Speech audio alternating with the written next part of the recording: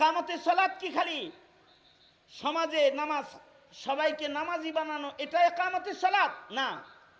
ইকামতে সালাত হলো নিজের নামাজকে এমন ভাবে পড়া যেন আমার কোন ত্রুটির কারণে আমার নামাজ অস্তিত্বহীন না হয়ে যায়।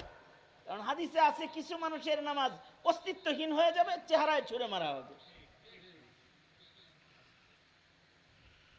ইকামতে সালাতের বহু দিকের একটা দিক হলো মাসাইলে সালাতকে গুরুত্বের সাথে হিফাজত করা, একটা একটা সুন্নতের হিফাজত করা।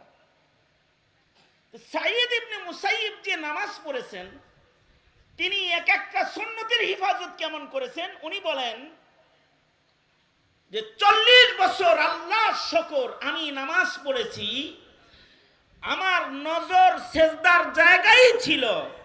40 বছরের ভেতরে নামাজরত দাঁড়ানো অবস্থায় আমার নজর কখনো আমার সামনে দাঁড়ানো মানুষের পিঠের উপরে পড়ে নাই। আল্লাহু আকবার কাবীর।